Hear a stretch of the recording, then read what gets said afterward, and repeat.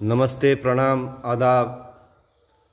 आप सभी का इस सत्र में स्वागत है। मेडिटेशन और शवासन के लिए, उसके बाद संगीत। आज का सत्र जिसकी शुरुआत हम उन पुण्य आत्माओं को स्मरण करते हुए, ज्ञात अज्ञात उन सब संत अवलियाओं को स्मरण करते हुए, नमन करते हुए, उन सब पुण्य आत्माओं को जिन्होंने माँ भारती की उन्नति के लिए, प्रगति के लिए अपना पूरा जीवन लगाया। हमारे पूर्वज, हमारे माँ बाप, उन सभी का स्मरण करते हुए, नमन करते हुए, उन्हें याद करते हुए, माँ भारती की सुरक्षा में जिन्होंने जाने निछावर की, ऐसे सभी योद्धाओं को सैल्यूट करते हुए, हेल्थ के क्षेत्र में, योग के क्षेत्र में जो भाई और बहनें अपना बहुमूल्य समय दे रहे हैं, ऐसे सभी भाइयों को, बहनों को नमन करते हुए, सैल्यूट करते हुए इस सत्र की शुरुआत ध्यान के लिए, मेडिटेशन के लिए बैठेंगे।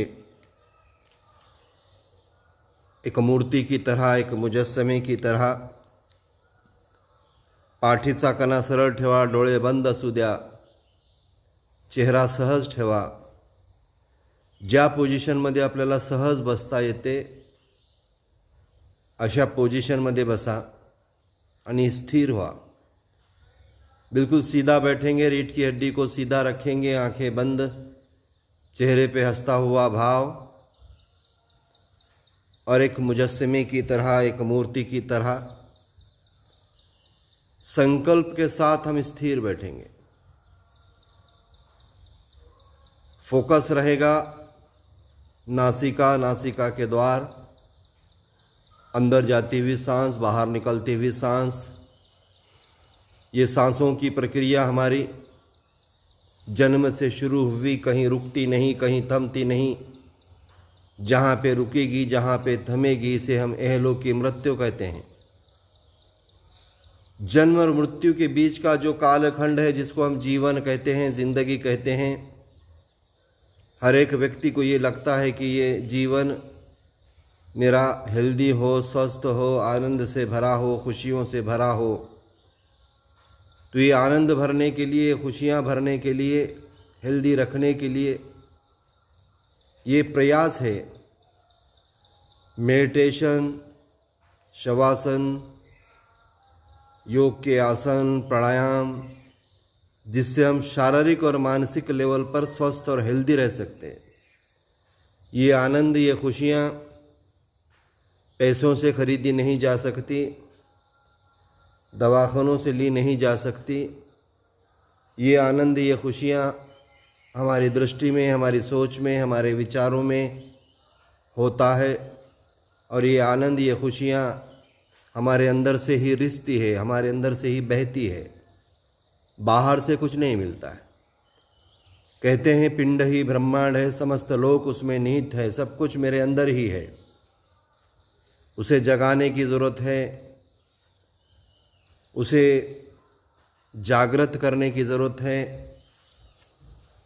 उन सोई हुई शक्तियों को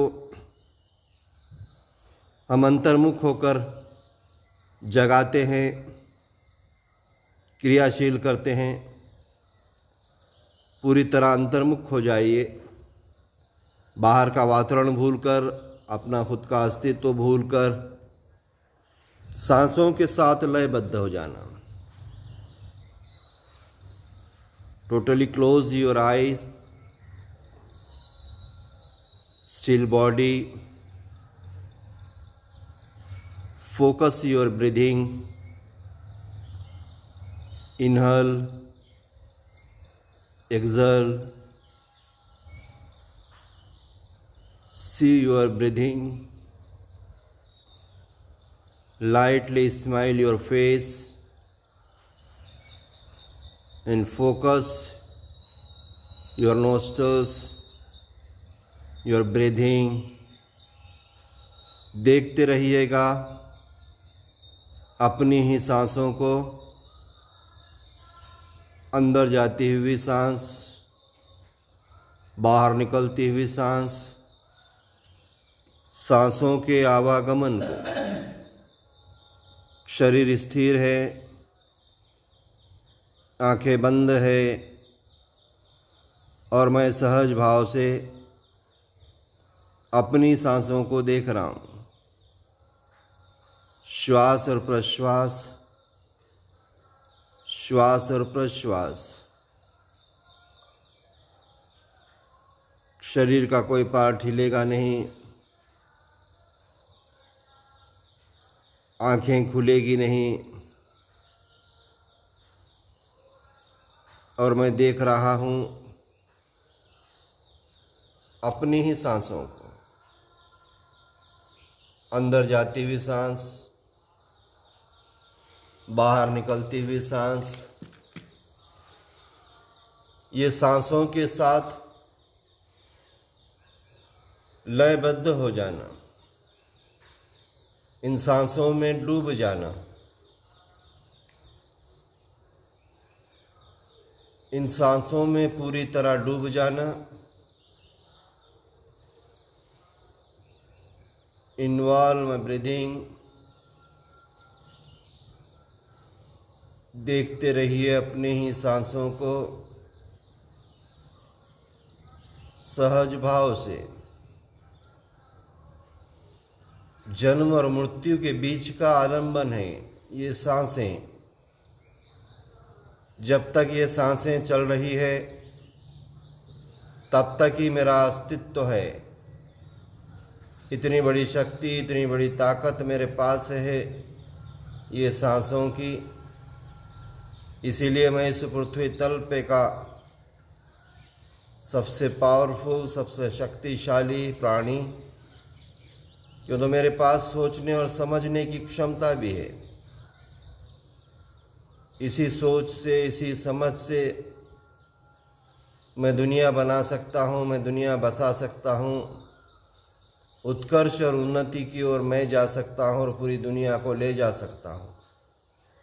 इतनी क्षमताएं मेरे अंदर है, इतनी एनर्जी मेरे अंदर है, बस उसे जगाना है। अंतर्मुख हो जाइएगा, सांसों के साथ लयबद्ध हो जाना, सांसों में खो जाना। शरीर की स्थिरता कायम रहे, आंखें बंद रहे, चेहरे पे हंसता हुआ भाव, और सहज अपनी ही सांसों को देखें। नासिका के द्वारों को देखें, बहुत सूक्ष्मता से, बहुत महीन अपनी नासिका और नासिका के द्वारों को देखिएगा। अंदर जाती हुई हवा, बाहर निकलती हुई हवा।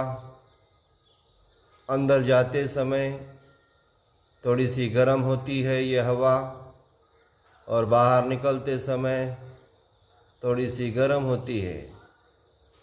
बहुत महीनता से देखिए, बहुत ध्यान से देखिए। श्रद्धा, आस्था और भाव, मैं सर्वशक्तिमान हूँ, मैं इस पृथ्वी तल पे का सबसे सर्वशक्तिमान प्राणी। उत्कर्ष, उन्नति, प्रगति मैं सहज कर सकता हूँ। देखते रहिएगा अपनी ही सांसों को सहज भाव से। आंखें बंद हैं, मौन में हूँ, स्थिर हूँ, और मैं से मैं की यात्रा को निकल पड़ा हूँ। अपने आप को खोजने के लिए, अपने आप को तलाशने के लिए मैं से मैं की यात्रा।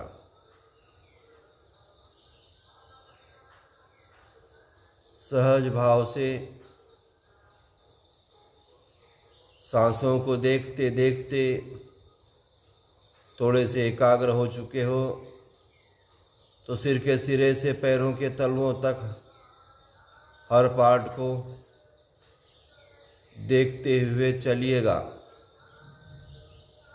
शरीर के हर पार्ट में किसी न किसी प्रकार की सेंसेशंस, अनुभूति लगातार उत्पन्न हो रही है और नष्ट हो रही है। उदय और व्यय, उत्पन्न हो जाना और नष्ट हो जाना। उदय और व्यय, उत्पन्न हो जाना, नष्ट हो जाना। दुनिया में हर जगह ये चालू है। जो निर्माण हुआ वो नष्ट होगा, जो बना है वो मिटेगा, जो पैदा हुआ है वो मरेगा। हर प्रसंग, हर क्षण, हर चीज़, हर शय उत्पन्न जो होती है वो समय के साथ नष्ट होती है। ऐसे ही विचारधाराएं जो उत्पन्न होती है, नष्ट होती है। अलग अलग परंपराएं उत्पन्न होती है और नष्ट होती हैं। अलग अलग संस्कृतियां उत्पन्न होती है, नष्ट होती है। कालानुरूप कई चीज़ें बदल जाती है। भौगोलिक परिस्थिति के अनुसार कई चीज़ें बदल जाती हैं। इसीलिए जागृत रहिए, जागृत, हमेशा सजग रहिए, जागृत रहिए। जो निर्माण हुआ है, जो बना है वो नष्ट होगा ही होगा। वैसे ही हमारे शरीर के हर हिस्से में किसी न किसी प्रकार की संवेदनाएं, सेंसेशंस, उदय और वो उत्पन्न होना और नष्ट होना लगातार चालू है। कई प्रकार के सेंसेशंस हमारे शरीर के अलग अलग हिस्सों में निर्माण हो रहे हैं। कहीं वजन है, कहीं हल्का है, कहीं ठंडा सा है, कहीं गर्म सा है, कहीं खुजलाहट है, कहीं झुंझलाहट है, कहीं सिरहन सी है, कहीं चुभन सी है। कुछ क्षणों के लिए होती है, कुछ मिनटों के लिए होती है, कुछ घंटों के लिए होती है, किंतु जो निर्माण हुआ वो नष्ट होगा ही होगा। जो बनता है वो समाप्त होता ही होता है। ये नेचर है, ये निसर्ग है। जिसे निर्माण करता है उसे वो नष्ट भी करता है।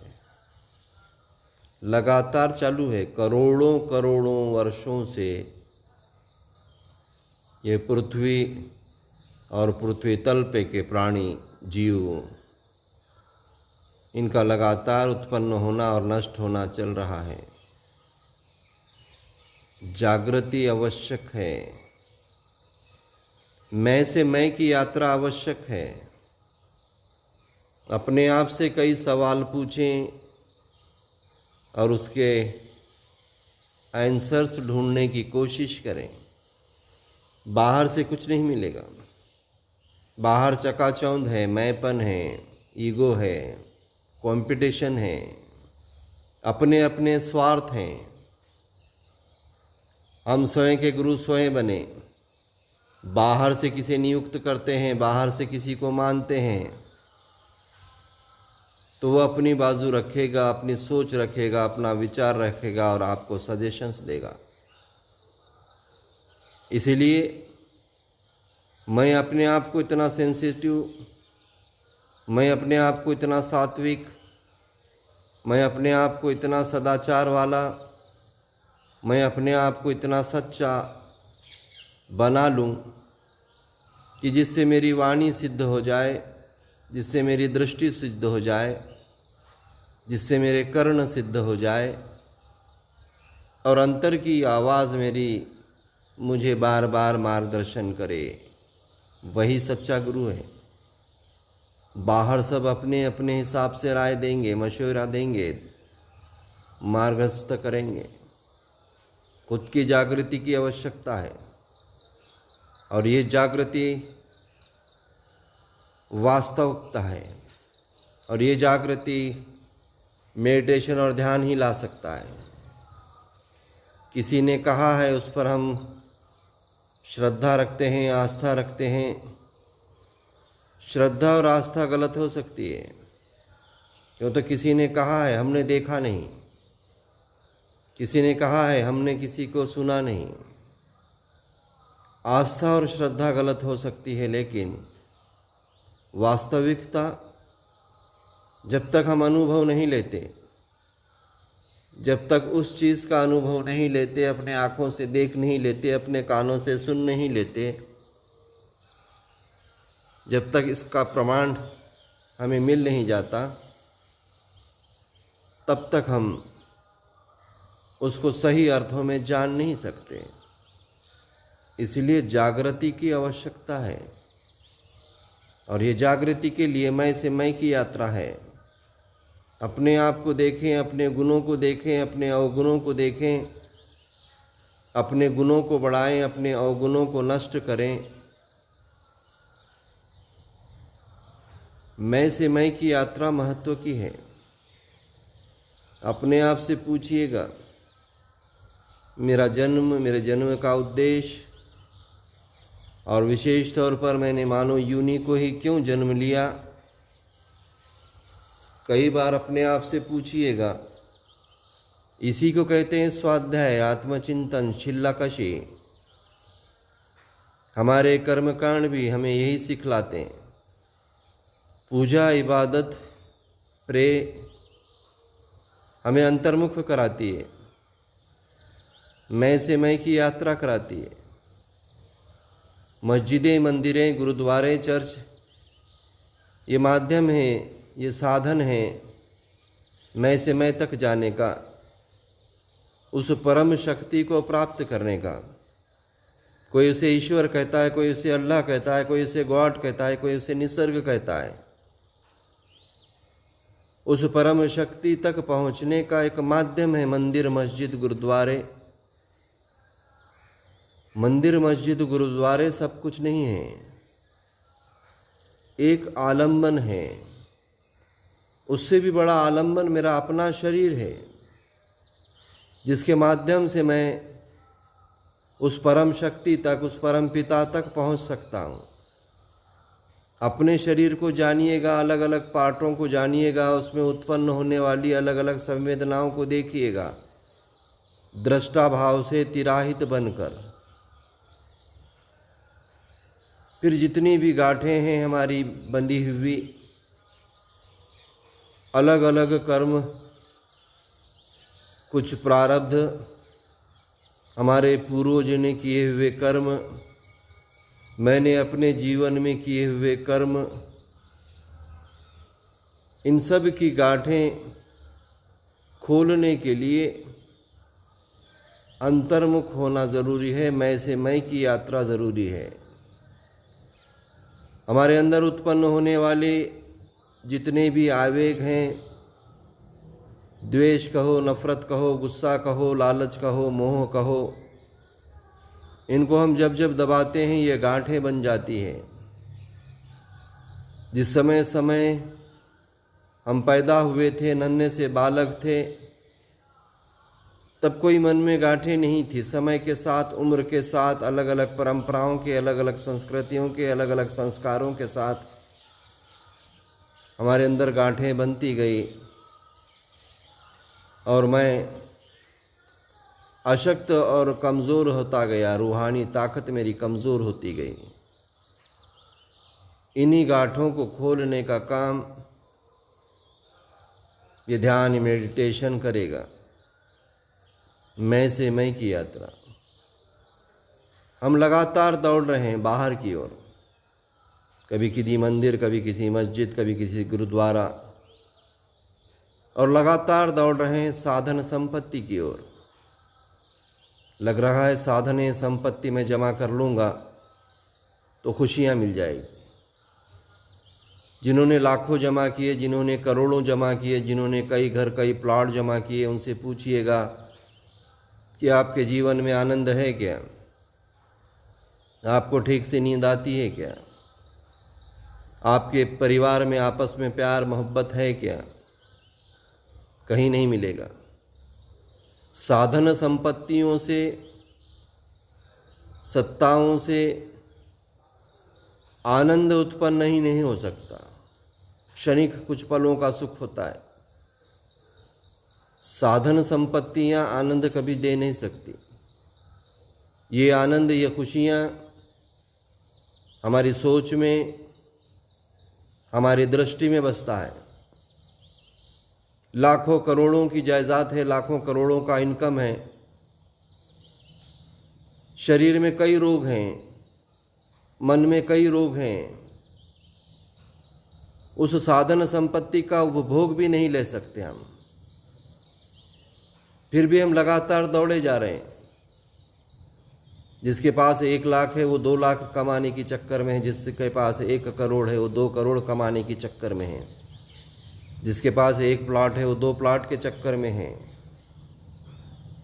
इसको 99 का 99 का चक्कर कहते हैं। एक छोटे से एग्जाम्पल से आपको पता चलेगा कि ये चक्कर क्या है। आनंद खुशियाँ कुछ और है।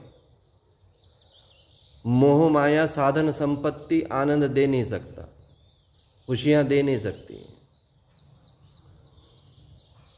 एक समय की बात है, राजा अपने प्रजा की खुशहालियाँ या दुख देखने के लिए बाहर निकलता है, भेष बदलकर देखता है कई घरों में जाकर कई लोगों के जीवन को,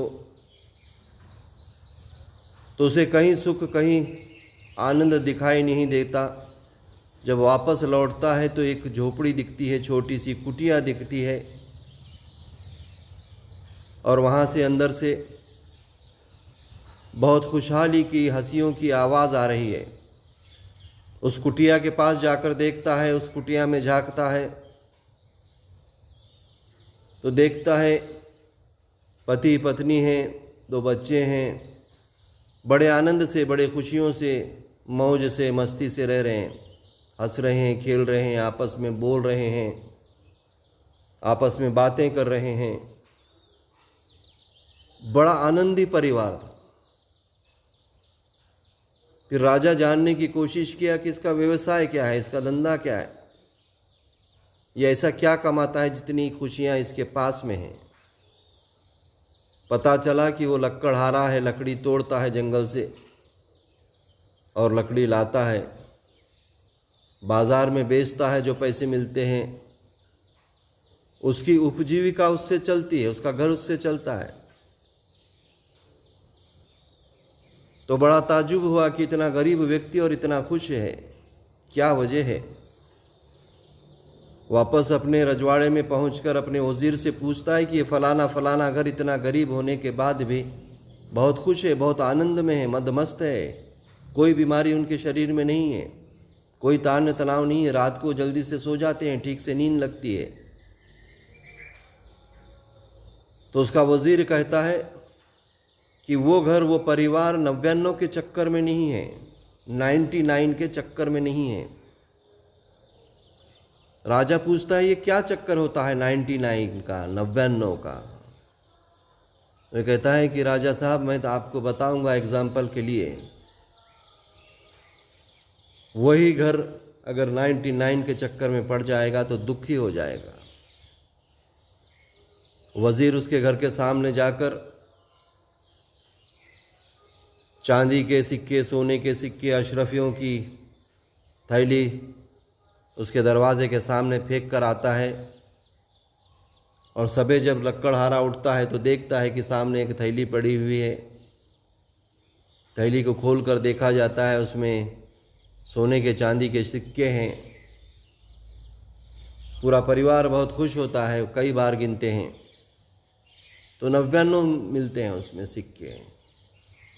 पति गिनता है 99 है, पत्नी गिनती है 99 है, बेटे को बुलाता है कि कहीं गलती तो ना होगी, रहे तो 100 होने चाहिए थे।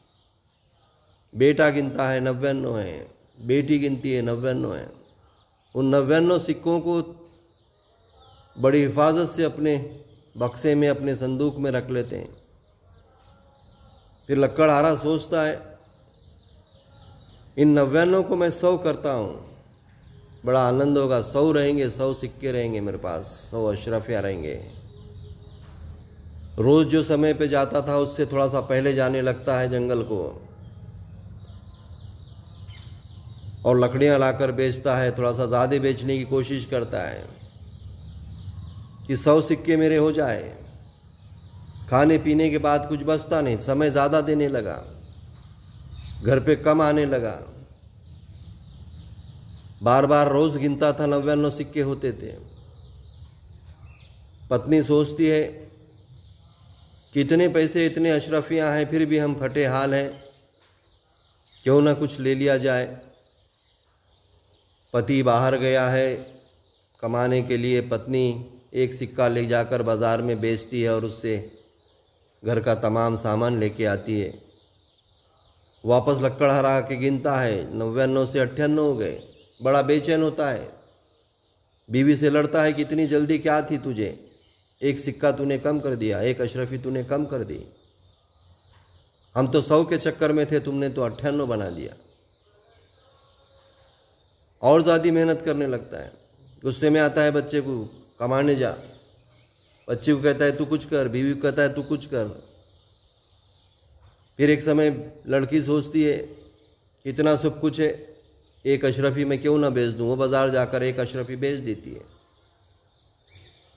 फिर वापस गिनता है, 97 हो गए। लड़की से उसका झगड़ा होता है कि तूने क्यों बेचा इसको, तूने कम कर दिया। वो कहती है कि मैं ये चीज़ें लेकर आई, क्या करते इतना रख कर। आपस में झगड़े शुरू हो गए। फिर अगली बारी में लड़का एक सिक्का बेचता है। फिर आपस में झगड़े शुरू होते हैं, कलह शुरू होता है, चिड़चिड़पन शुरू होता है। बहुत ज़्यादा समय देने लगता है कमाई को, फिर भी लकड़ी बेचकर कितना कमाएगा। दौड़ धूप शुरू हो जाती है, झगड़ा शुरू हो जाता है, आपस में एक दूसरे से बात बंद हो जाती है और फिक्रमंद हो जाता है लक्कड़हारा कि ये सिक्के मेरे कम हो रहे हैं, मैं तो इसे बढ़ाना चाहता हूँ, मैं तो इसे 100 करना चाहता हूँ। और फिर वहाँ का आनंद, खुशियाँ समाप्त हो गया। वापस राजा आकर देखता है, वज़ीर की बात उसे सच लगती है कि ये 99 का चक्कर है। 1 रुपया आया तो 2 रुपया कमाने की चक्कर, और यही चक्कर ने आदमी को बीमार कर दिया, शारीरिक लेवल पर, मानसिक लेवल पर, हर लेवल पर उसको भ्रष्ट कर दिया, उसको नत भ्रष्ट कर दिया। बेईमान हो गया आदमी, चोर बन गया आदमी। ये मोह माया आदमी को आनंद दे नहीं सकती। इसीलिए अपनी क्षमताओं के अनुसार, अपनी शारीरिक, अपनी मानसिक और सामाजिक क्षमता के अनुसार हमें जो मिलता है उसमें समाधानी रहें, सेटिस्फाइड रहें, तो ही जीवन में आनंद हो सकता है, खुशियाँ हो सकती है। 99 के चक्कर में अगर पड़ोगे तो दुखी हो जाओगे। एक ही जीवन पता है, उस जीवन के हर क्षण को उत्सव बनाकर जियो, उस जीवन के हर पल को एक ईद की तरह मनाओ, वापस मिलने वाला नहीं। प्रयत्न करना है, पुरुषार्थ करना है, लेकिन अंधी दौड़ में भागना नहीं। चाहे जितनी भी साधन संपत्ति जमा कर लो, आने वाली पीढ़ियां, हमारी संतानें, अगर एक संतान भी गलत निकलती है तो वो साधन संपत्ति और हमारा नाम समाप्त कर सकती है। इसीलिए अच्छे संस्कारों के साथ अच्छी पीढ़ी का निर्माण करें। बहुत ज़्यादा संतानों से बेहतर एक संतान हो और उस पर अच्छे संस्कार हो। घर हो लेकिन घर में रहने वालों में आपस में प्यार हो, मोहब्बत हो, खुलूस हो, तो ही जीवन में आनंद है। नहीं तो अंधी दौड़ है, भाग ही भाग रहा है, पागल की तरह भाग रहा है। कई बीमारियां शरीर में पैदा कर लिया है। खुद के शरीर के लिए, खुद के मन के लिए भी समय नहीं देता है। अपने जीवन का 2 घंटा समय हेल्थ के लिए भी नहीं देता है। इतना दीवाना हो चुका है आदमी। इस दीवानगी से बाहर आने की ज़रूरत है। इसीलिए रोज़ मेडिटेशन, ध्यान करिएगा, अंतर्मुख हो जाइएगा। मैं से मैं की यात्रा महत्व की है। बहुत सुंदर और बहुत अच्छा बैठे हैं आप लोग। शवासन के लिए आंखें बंद रखते हुए आप पीठ के बल आएंगे। शरीर को कम से कम हिलाइएगा, बाहर देखिएगा मत। बाहर कुछ नहीं है, सब कुछ आपके भीतर है। शरीर को कम से कम हिलाते हुए पीठ के बल सो जाना है और शरीर को ढीला छोड़ देना। भूतल पर एकदम से ढीला छोड़ दीजिएगा। शरीर के हर पार्ट को ढीला छोड़िएगा, हर पार्ट को। बहुत समय से बैठे हैं, थोड़ा सा पैरों में दर्द हो रहा है तो पैर हिलाने की जरूरत नहीं है, उसे भी देखिएगा। तभी जाकर हम अपने मन को अपने बस में ले सकते हैं। ये बहुत तेज तर्रार घोड़ा है, ये मन हमारा बहुत तेज तर्रार घोड़ा है। उसकी लगाम हाथ में लेने के लिए बहुत कुछ त्यागना पड़ेगा। पैरों में बधिरता है, पैर मुंगियों से भर गए हैं, पैरों में दर्द हो रहा है, तब भी उसे देखिएगा। शरीर का कोई पार्ट हिलाएगा नहीं,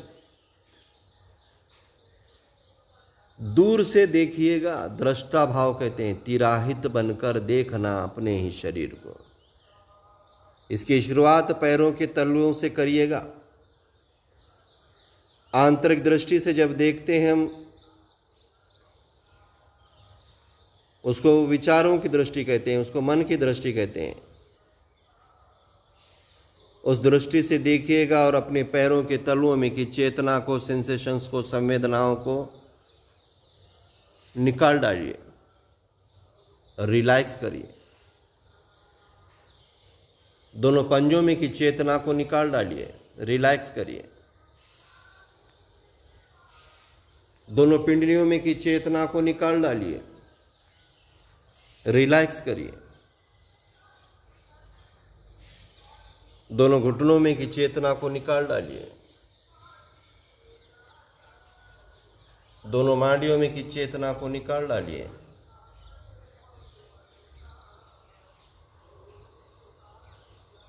दोनों जंघाओं में की चेतना को निकाल डालिए।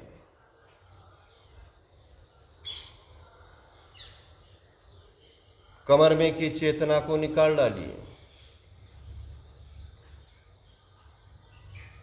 अपनी आंतरिक दृष्टि से देखते हुए पीठ और पीठ का पूरा हिस्सा, मन का न मन का, रीढ़ की हड्डी पूरी, उन सब में की चेतना को, सेंसेशंस को, संवेदना को निकाल डालिए। ओटीपोट, पेट का पूरा हिस्सा, छाती, इन सब में की चेतना को, सेंसेशंस को, संवेदनाओं को निकाल डालिए। निर्जीव, निश्चल, बेजान करिए।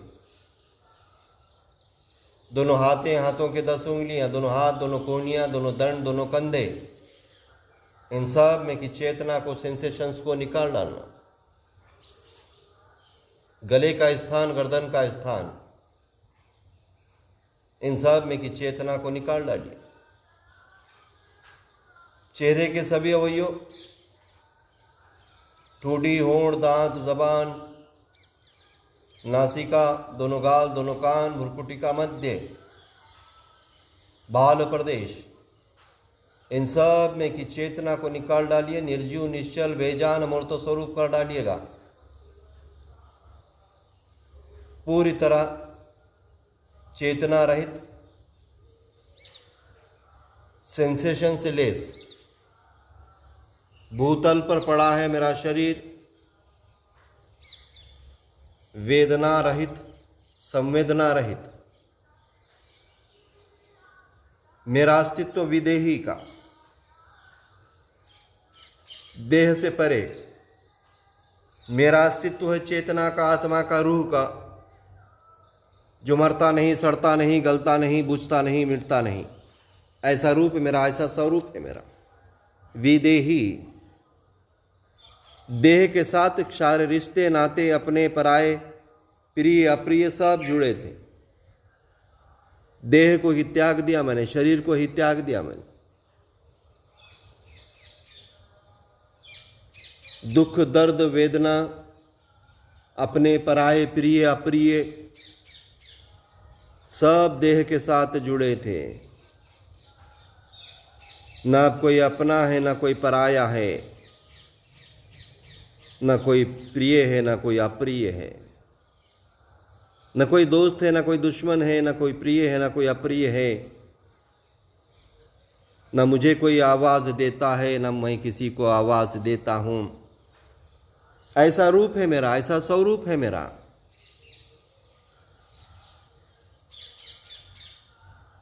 आत्मा का, चेतना का, जहां सिर्फ अंधेरा ही अंधेरा है, सुकून ही सुकून है। मैं नीले गगन के तले विचरण कर रहा हूं, रूह के रूप में, आत्मा के रूप में। कोई वेदना नहीं, कोई संवेदना नहीं, मुझे कोई आवाज़ देता नहीं, मैं किसी को आवाज़ देता नहीं। ऐसा रूप है मेरा, ऐसा स्वरूप है मेरा।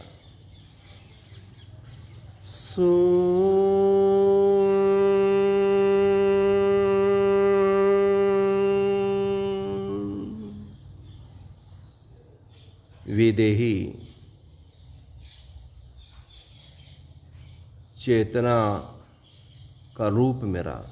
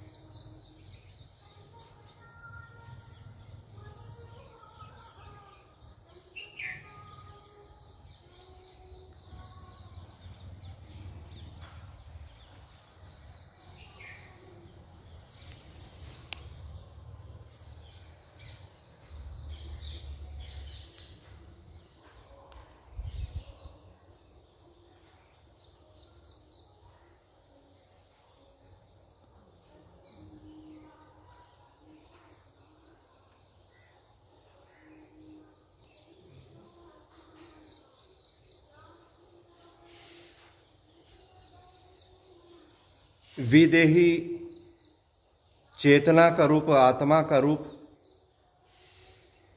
जो नश्वर नहीं होता है, जो मिटता नहीं, जो गलता नहीं, ऐसा रूप है मेरा, ऐसा स्वरूप है मेरा।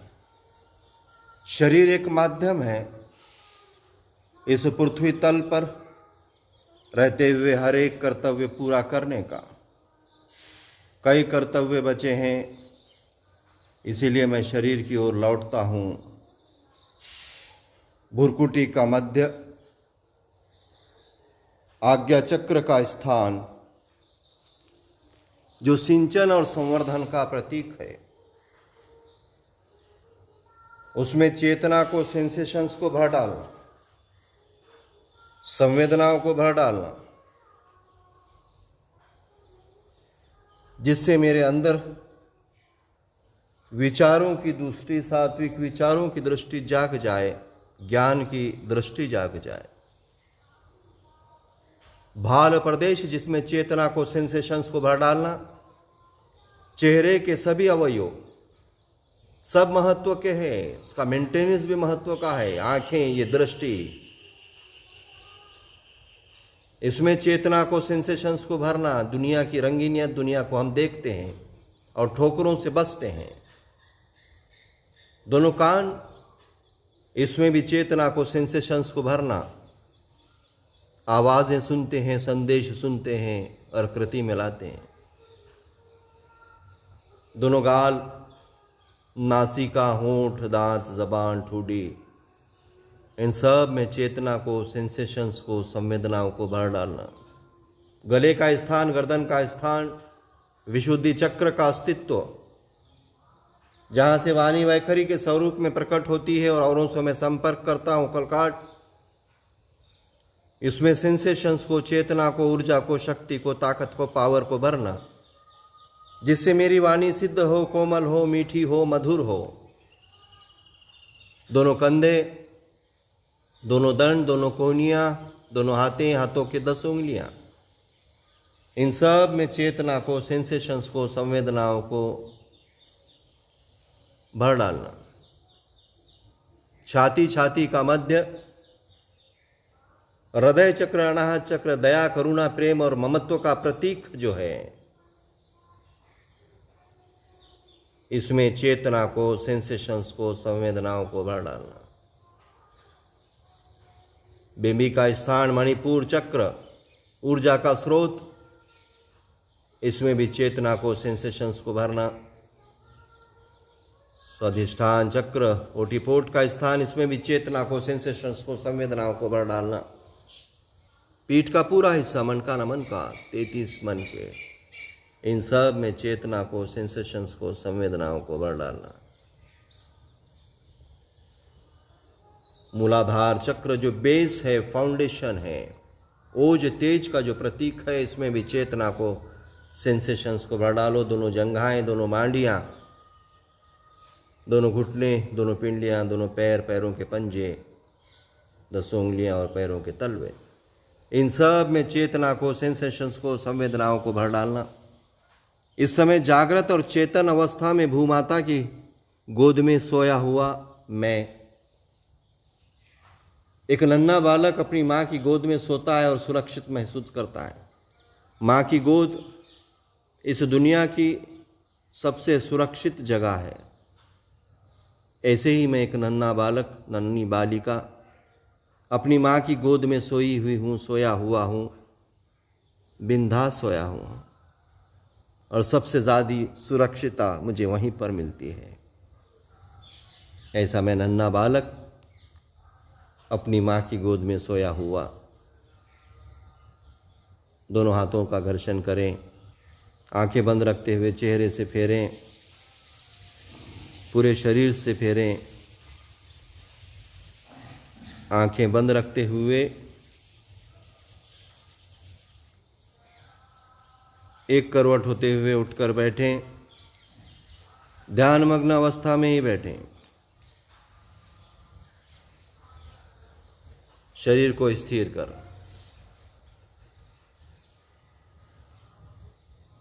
एकदम से स्थिर शरीर।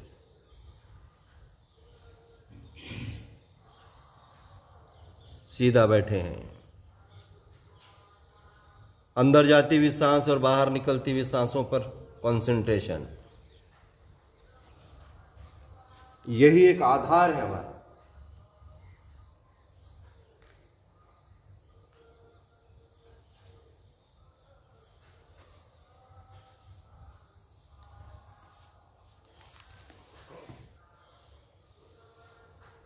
ध्यानमग्न अवस्था हमारी अंतर्मुख होने के लिए स्थिरता आवश्यक है, आंखें बंद होना आवश्यक है, और संकल्प के साथ कुछ मधुर संगीत भी सुनेंगे स्थिरता कायम रखते हुए। संकल्प के साथ बैठिएगा, पूरे आत्मविश्वास के साथ बैठिएगा। स्थिरता कायम करने के लिए सबसे पहले अपने शरीर को स्थिर करना जरूरी होता है। अंतर्मुख होने के लिए शरीर को स्थिर करना, आंखें बंद करना और मौन में चले जाना, जिससे मैं सक्षम और मजबूत हो सकता हूं। तपना पड़ेगा, बिना तप के कुछ मिलता नहीं। कुछ पाना है तो बहुत सा खोना पड़ता है, तब जाकर मिलता है। हर एक को लगता है कि मेरे जीवन में आनंद हो, खुशियां हो, शारीरिक लेवल पर, मानसिक लेवल पर मैं स्वस्थ रहूं, हेल्दी रहूं। उसके लिए तपना पड़ेगा, त्यागना पड़ेगा। जो शरीर को आवश्यक है वही भोजन हो हमारा, वही व्यंजन हो, जितना आवश्यक है वही लिया जाए। शरीर के अलग अलग मसल्स को मजबूत रखने के लिए आसनों का अभ्यास करना होगा। हमारे जो इंटरनली ऑर्गन्स है, किडनी से लेके, लीवर से लेके, लंग से लेकर जितने भी ऑर्गन्स हैं हमारे, इन सब को सक्षम और सुचारू रूप से चलाने के लिए प्राणायामों का अभ्यास करना होगा और मानसिक स्थिति हमारी सही रखने के लिए मेडिटेशन, ध्यान करना होगा। तपना पड़ेगा, बिना तप के कुछ मिलता नहीं। ऐसी स्थिरता कायम रखे। हमारे ऊर्जावान दोनों साथी बालाजी इंदौरकर जी और कामराज जी आपके सामने कुछ गीत प्रस्तुत करेंगे। जीवन में संगीत मधुरता लाती है। जिनके जीवन में संगीत नहीं है उनका जीवन रुक्ष होता है। तो ये रुक्षता हमारे अंदर की समाप्त करने के लिए, हमारे जीवन में मिठास घोलने के लिए, मधुरता लाने के लिए संगीत, ये वॉइस थेरेपी है जिससे मन मस्तिष्क हमारा शांत होता है, आनंद से भर जाता है। तो हमारे इंदौरकर जी पहला गीत लेकर आएंगे। ध्यानमग्न अवस्था आपकी कायम रहे। जिस समय आसन अवस्था छोड़ देंगे तब जहाँ पर भी जो दर्द हो रहा है मिट जाएगा, लेकिन अपने मन को अपने कंट्रोल में करने के लिए आसन स्थित होना जरूरी है।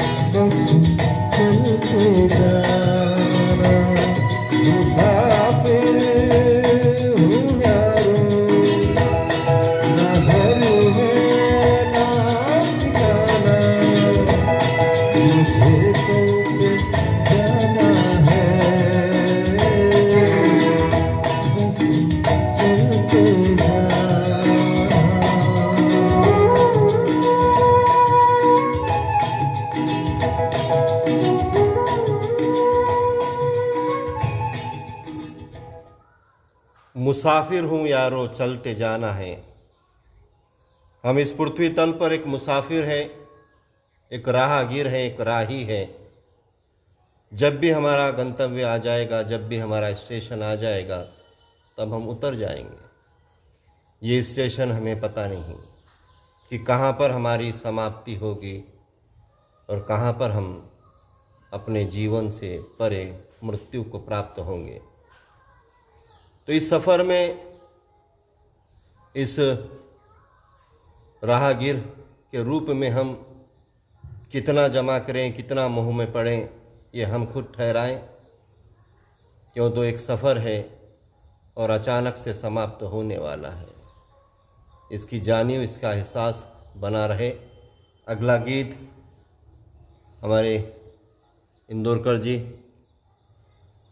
लेकर आ रहे हैं। उसके बाद में नेक्स्ट जो गीत होगा कामराज जी लेकर आएंगे।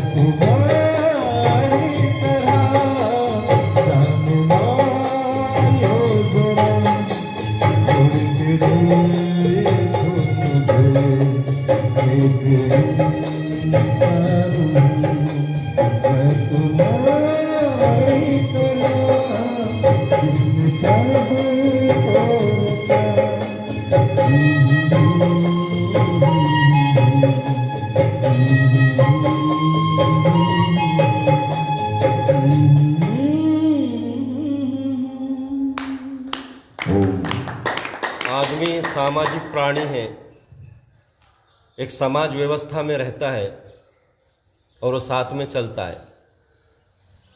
सामाजिक प्राणी रहने के कारण एक दूसरे का आधार उसे आवश्यक लगता है, ऐसी उसकी भावना, ऐसी उसकी आस्था होती है। इसलिए इसकी जानी, इसका एहसास हमेशा बना रखे कि मैं और मेरे साथ में चलने वाले और इस समाज में जितने भी मानव प्राणी हैं, व्यक्ति हैं, उनका दर्द, उनका दुख मेरा हो, अपना हो। किसी के पैर में अगर कांटा चुभता है तो उसका एहसास मैं महसूस कर सकूं और उसे मैं आधार दे सकूं, तभी जाकर एक हम सच्चे अर्थों में जो मानव यूनि को जन्म लिया है उसकी सार्थकता होगी।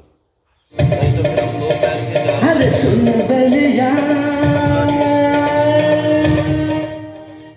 अगला गीत लेकर आ रहे हैं हमारे कामराज जी, और एक गीत होगा उसके बाद इसकी समाप्ति। कामराज जी।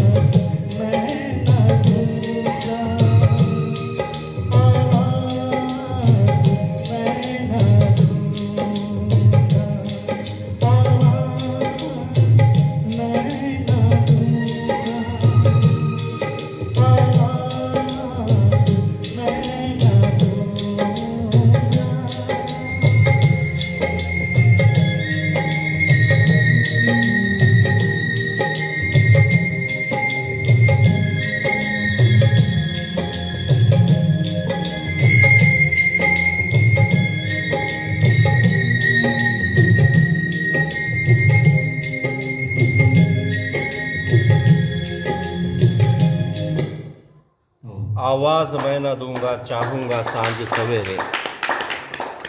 चाहत जो होती है, प्यार जो होता है, उससे अपेक्षाएं नहीं होती है, कोई डिमांड नहीं होती है, उसे ही चाहत कहते हैं, उसे ही प्यार कहते हैं। जहाँ अपेक्षाएं हैं, जहाँ डिमांड है, उसको व्यवहार कहते हैं, एग्रीमेंट्स कहते हैं। प्यार कुछ अलग होता है। प्यार त्याग होता है, प्यार तप होता है।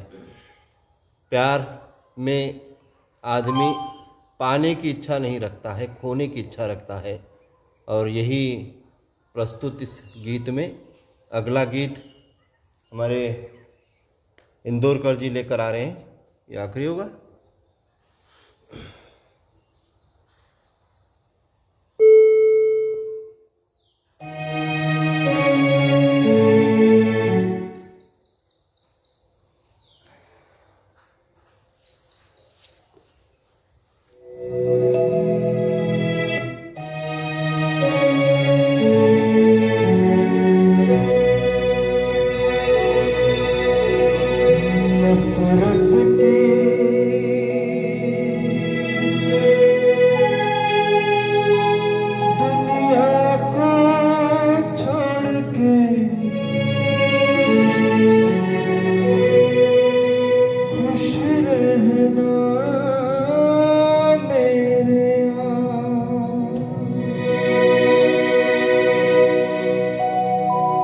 नफरत की दुनिया को छोड़ के प्यार की दुनिया में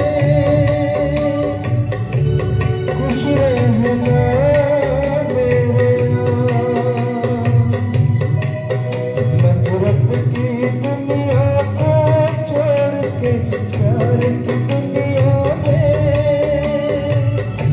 खुश रहना मेरे नगरी से तोड़ के नाता जाता रे। अगर रहे तेरा प्यार खुश रहना मेरे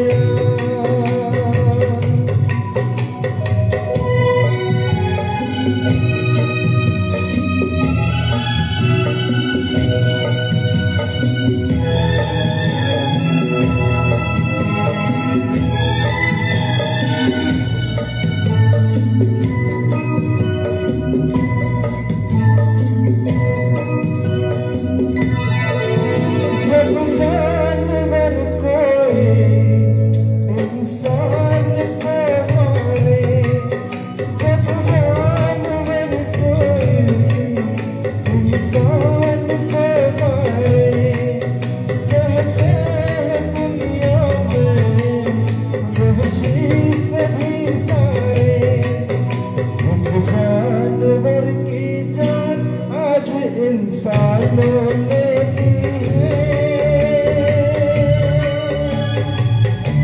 चुप क्यों है संसार।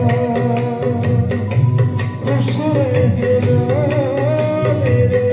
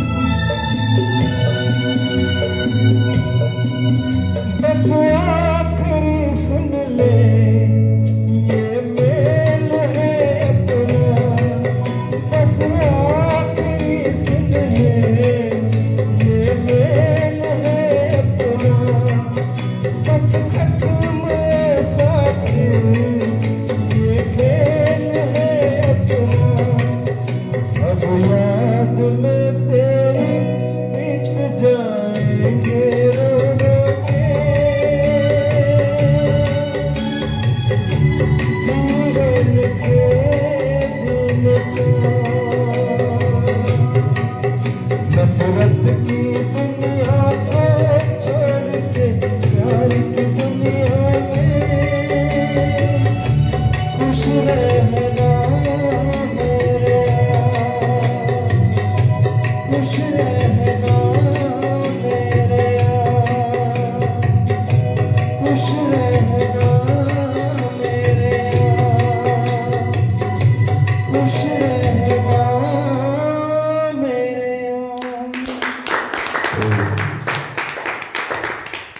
बिल्कुल सीधा बैठें। आखिरी गीत की प्रस्तुतिकरण हमारे कामराज जी करेंगे। उसके बाद भ्रामरी, उद्विग और शांति पाठ। गीत लेकर आ रहे हैं कामराज जी। ये गीतों की प्रस्तुतिकरण मनसब योग साधना केंद्र किनवट, नांदेड़ डिस्ट्रिक्ट, महाराष्ट्र से हर रविवार 6 से 7:15 के दरमियान मेडिटेशन, शवासन और गीतों का प्रस्तुतिकरण होता है। तो ये आखिरी गीत 5 मिनट थोड़ा सा सब्र करें और थोड़ा सा बैठे रहें, उसके बाद चलेंगे।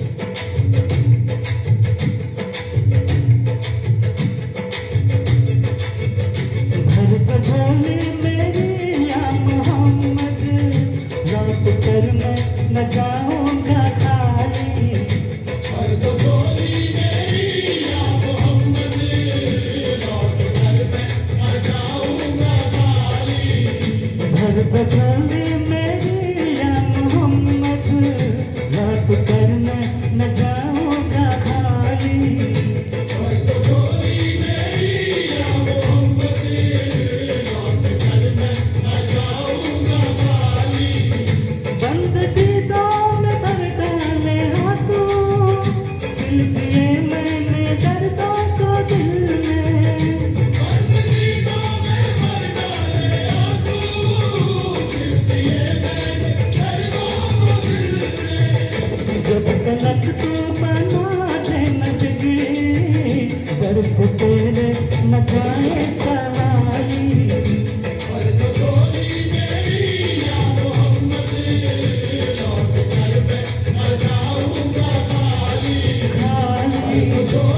आका जी हम सबकी नबी जी, मदीना लौट कर मैं न जाऊंगा खाली।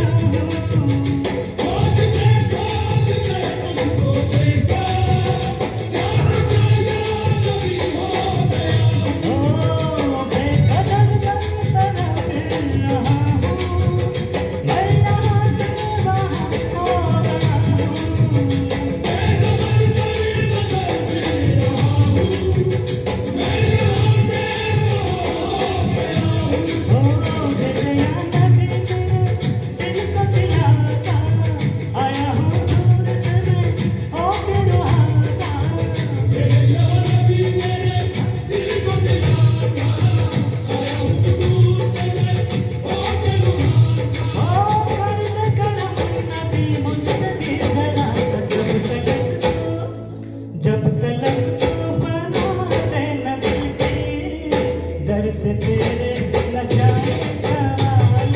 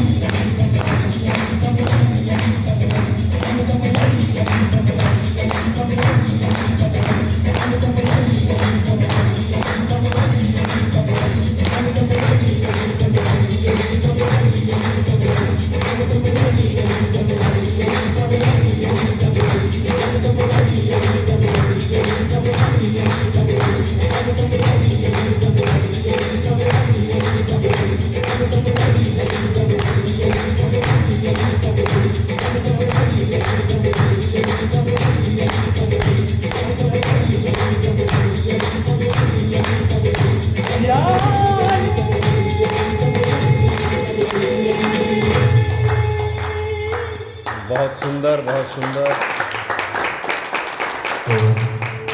एक लय होता है, एक रिदम होती है, एक लय होता है जिसमें आदमी मग्न हो जाता है और दुखों से मुक्त होता है। ताली के साथ हम जो करते हैं उससे एक एनर्जी शरीर में क्रिएट होती है। बहुत सुंदर ऐसी कव्वाली हमारे कामराज जी ने प्रस्तुत की। भ्रामरी उद्वीक होगा, तीनों उंगलियों से दोनों आंखें बंद, दोनों पहली उंगलियां माथे पर, दोनों कानों से, दोनों अंगूठों से दोनों कान बंद, भ्रमर की तरह गुंजन करें।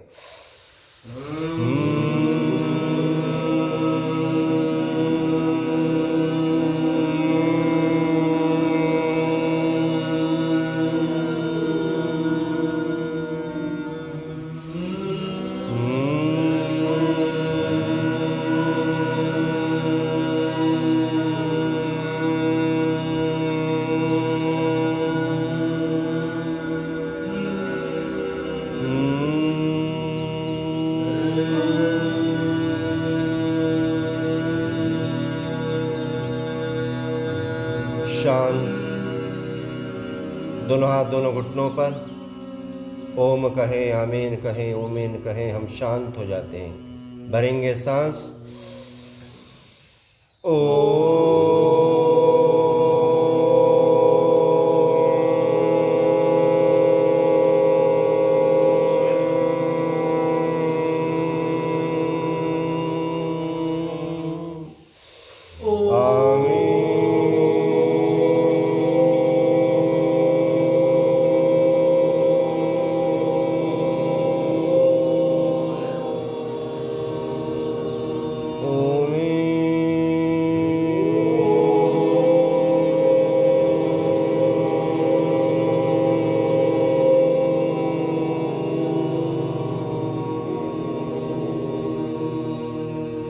शांत हो जाएं, स्थिर हो जाएं, अंतर्मुख हो जाएं। ये वॉइस थेरेपी हमें शांत और स्थिर करती है, आत्मविश्वास से भर देती है, बीपी को नष्ट करती है, निद्रा नाश का प्रॉब्लम मिटाती है, चैन से और सुकून से नींद आती है। ये वॉइस थेरेपी, ओम कहो, आमीन कहो, ओमेन कहो, हम शांत हो जाते हैं, स्थिर हो जाते हैं, आत्मविश्वास से भर जाते हैं। आज के दिन के लिए संकल्प कि मैं सकारात्मक और पॉजिटिव रहूँगा, ऊर्जा से भरा हुआ रहूँगा, हर क्षण का, हर पल का मैं सदुपयोग करूँगा, क्योंकि जो क्षण मेरे हाथ से निकलता है वापस से मिलता नहीं, इसीलिए हर क्षण का, हर पल का मैं सदुपयोग करूँगा। जितने बैड हैबिट्स हैं मैं उनसे दूर रहूँगा। माँ भारती की विशेषता अनेकता में एकता, इसकी एकता के लिए, इसकी अखंडता के लिए, इसे दष्टपुष्ट होने के लिए भाईचारा का संदेश फैलाऊँगा, जिससे हम एक हो, हम नेक हो, जिससे हमारी प्रगति हो। मन में एक भाव, इस सृष्टि पे जितने भी जीव और जंतु हैं, सूक्ष्म से सूक्ष्म, महाकाय से महाकाय, वो निर्भय हो, भयमुक्त हो, निरामय हो, उनकी स्वस्थ मुक्ति हो। इन्हीं भावों के साथ दोनों हाथ नमस्कार की स्थिति में उठें या फिर दुआ की स्थिति में उठें। थोड़ा सा सर झुका हुआ, मेरे पीछे पीछे शांति पाठ दोहराएंगे। असतो मा सद्गमय,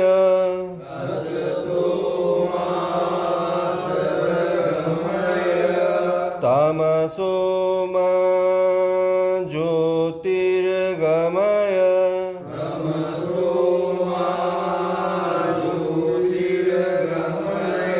मृत्योर्मामृतं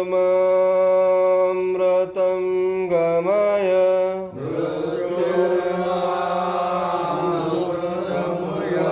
ओम शांति शांति शांति।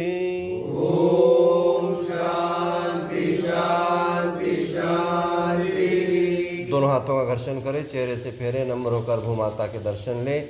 जय हिंद, जय भारत। आप सभी लाइव आए हुए भाई और बहनों का भी अभिनंदन, प्रणाम, नमस्ते। आपका दिन मंगल हो, शुभ हो। जय हिंद।